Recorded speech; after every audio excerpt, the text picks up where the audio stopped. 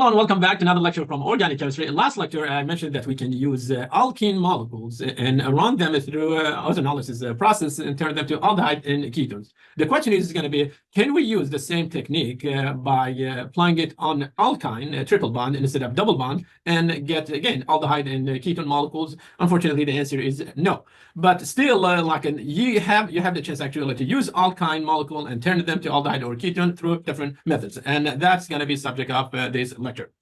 Okay, so one way actually to turn alkyne to aldehyde or ketone is to run acid-catalyzed hydration reaction. And but like I have to mention this one, the triple bonds or alkyne are not that reactive like alkene, that you just in the presence of acidic solution you can easily turn it to alcohol. And in this case, we need to have like a catalyst or something to speed the process to turn it to final product. And in this case, our molecule is going to be, our catalyst is going to be mercury. Mercury is attached to sulfate. So I'm going to say mercury is carrying +2 charge. And that's the species that is going to actually speed the process for us.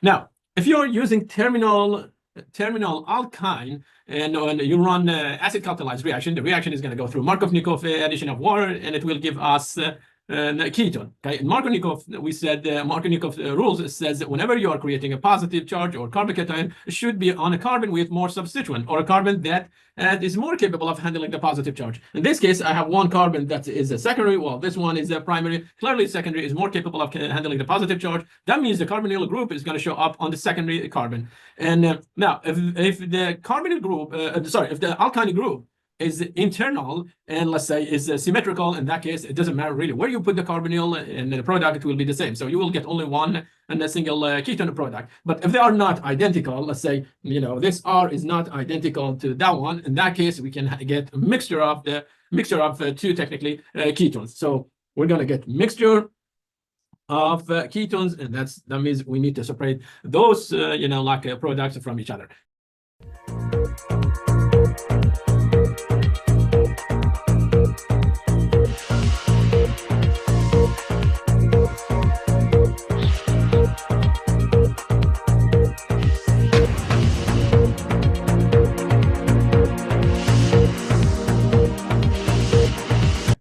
Let's go through the mechanism. As I mentioned, the mechanism is going to technically start with the fact that we will have a mercury with a positive charge, and mercury also it has a lone pair. And so I'm going to say this double bond, the triple bond, one of the pi bonds, and it will be added to mercury. And because mercury has a lone pair, it can get attached to the carbon, one side of that triple bond. And now I got one intermediate that in one side, and both is attached to both sides of the triple bond. But I'm going to say there is a positive charge in if I want to really be more accurate, I should say this one. This is going to be a +1 instead of +2 because we used one of the pi bonds. So that means we will have a positive charge there. Okay, now that I have a positive charge there, I need to ask myself which one of this carbon is more capable of handling the positive charge. And so I have a secondary carbon here while a primary there. So secondary carbon is more capable of handling it. That means the nucleophile, which is where it will be added to the secondary carbon, and that's going to give us an enol. Okay, why enol? Because it's an alkene molecule. It has a double bond, and at the same time we have OH or alcohol there, and it's not still like this exactly enol molecule. Why is not? Because I'm saying here I still have a mercury, and so instead of hydrogen I have a mercury, but it's not wrong to call it enol. Now, this molecule is gonna go through some process, tautomerization, and it will turn at the end. It will turn actually to ketone. So we're gonna have equilibrium, and equilibrium is gonna be equilibrium between the ketone one side, another side is gonna be enol.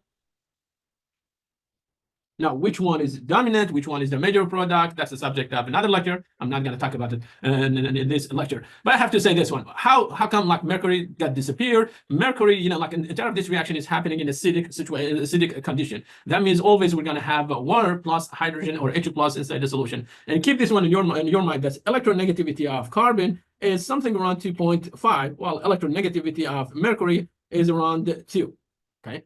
Around 2. So now if we zoom on the double bond between the bond between carbon and mercury, I'm going to say this carbon is going to have partial negative charge, while mercury will have a positive charge. And now, because the reaction is happening in acidic solution, it's completely fair to say that the carbon that I'm going to highlight, that carbon is going to be looking for acidic H, and it can find that acidic H in water, and it will grab that H and kick the, to kick the mercury out of the system. And if mercury leaves the system, it's going to leave with, positive charge, so it will regain the charge, and it will turn to +2.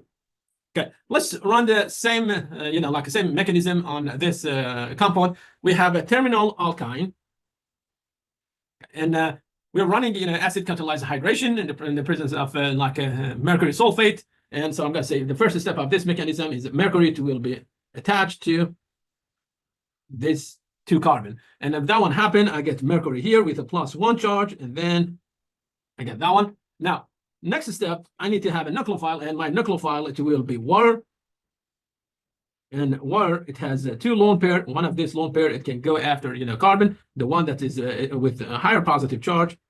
So I'm going to say this carbon, the one I'm going to highlight, this one, it has more partial positive charge. So that means our nucleophile will be added to this carbon. Okay, if we add water there, then we will have O attached to carbon, attached to 2 hydrogen with 1 lone pair. Water, it has a positive charge, while mercury is there. And mercury, it has a positive charge. And next step, because water, in this case, it has a positive charge, and very soon it's going to release one of the H's to turn to neutral compound. And so I'm going to say inside the solution, I need to have neutral water, and we do have neutral water. That neutral water is going to go through the acidic H. It will take that acidic H out of the system, and it's going to give me OH. Okay, and here we have mercury. And again, if we run the reaction, like a through acidic situation condition, like say H3O plus, or I can write it as say O.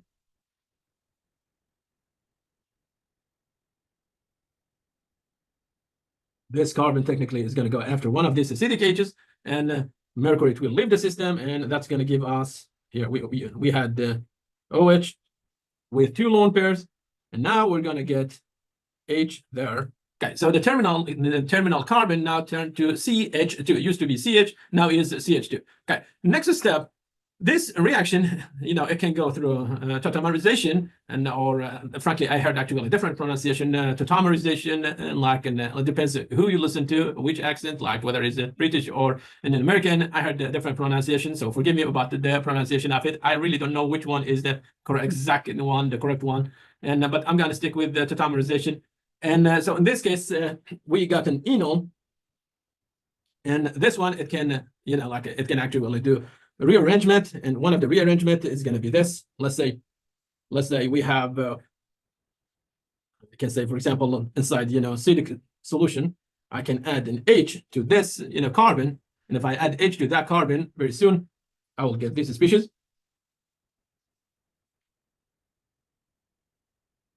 So that double bond will be gone.